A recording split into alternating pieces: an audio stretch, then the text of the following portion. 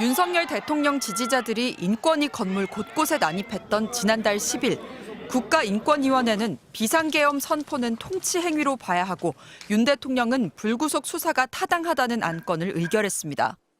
인권단체가 이에 반발해 세계국가인권기구연합에 인권위에 대한 특별 심사를 요청했는데 안창호 인권위원장은 여기에 헌법재판소를 비난하는 답변서를 제출했습니다. 국민의 50% 가까이가 헌법재판소를 믿지 못한다는 여론조사 결과가 있다면서 적지 않은 국민들은 몇몇 재판관이 소속했던 단체와 과거 행적을 거론하며 대통령 탄핵 심판에 적절하지 않다고 주장하고 있다고 적었습니다. 헌법재판소의 정당성을 위협하는 윤 대통령 측 주장을 그대로 인용한 겁니다. 안창호 위원장을 직접 찾아갔습니다. 국민의 절반 이상이 헌재를 신뢰하지 못하고 있다 이런 이야기는.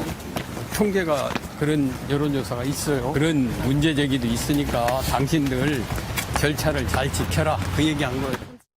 윤 대통령 측 주장에 일부 동의하지 않는 부분이 있다면서도 대통령이 빨간 사과를 빨갛다고 하는데 그럼 우리는 파랗다고 얘기해야 하느냐며 진실을 말한 거라고 주장했습니다. 안 위원장의 답변서엔 더 나아가 법원의 공정성과 적법성에 의문을 가진 사람이 자살하고 법원 폭력 사태로 70명이 구속되는 인권 문제가 발생했다는 내용도 담겼습니다. 서부지법 폭동의 책임을 사법부에 떠넘기고 폭도들의 구속을 인권 문제로 규정한 겁니다. 특정 정치 세력의 어떤 의견을 지금 지지하는 그런 기구로 전락한 거 아닌가. 대통령 지지자들의 소요나 폭동을 일으킬 수 있는 선동적 발언이 될 수 있는 위험이 대단히 큰 것 같아요.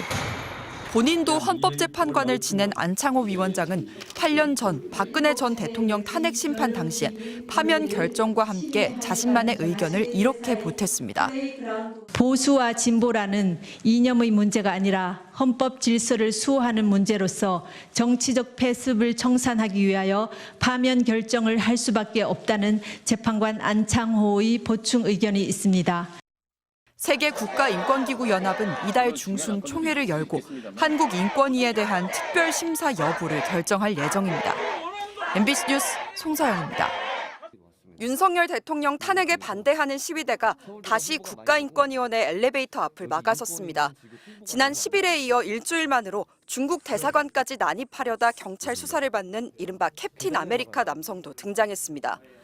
윤 대통령 방어권 보장 안건에 반대하는 인권위원들의 의견 제출을 앞두고 인권위를 지키겠다며 난입하고 출입을 통제하고 나선 겁니다.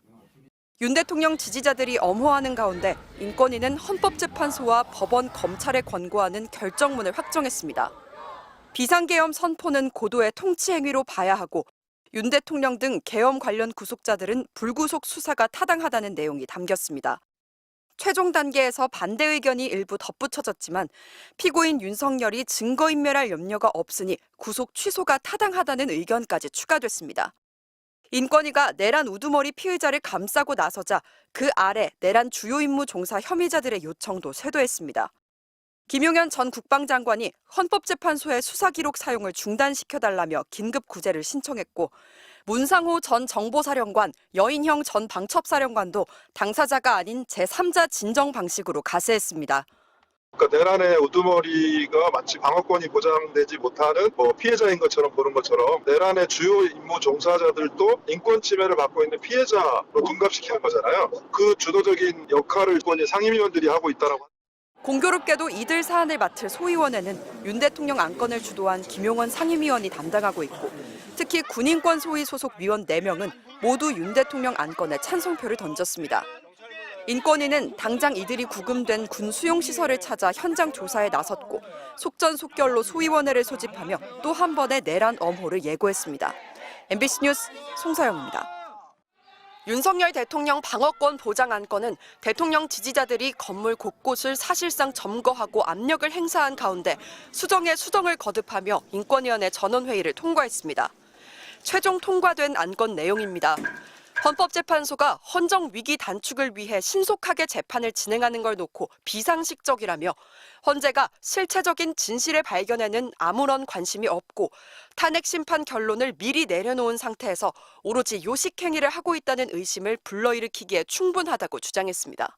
탄핵 심판의 본질, 특히 대통령 탄핵 심판의 그 성격을 무시한 거죠. 대통령 탄핵 심판은 신속하게 해야 될 국가적 이익이 있습니다.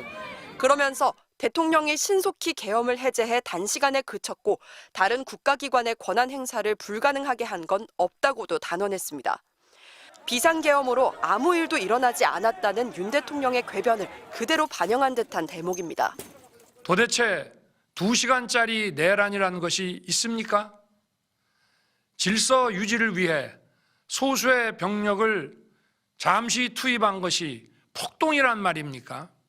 앞서 비상계엄 선포를 고도의 통치행위라고 해 윤 대통령 주장 판박이라는 비판을 받은 부분은 통치행위에 속한다고 보아야 할 것, 헌법에 위반되는 특별한 사정은 존재하지 않는다고 보아야 할 것이라는 표현만 슬쩍 집어넣었습니다. 그러더니 내란 우두머리 혐의 피의자인 윤 대통령 등 계엄 관련 구속자들이 증거인멸 염려가 없다며 불구속 수사를 하는 게 타당하다는 결론을 내렸습니다.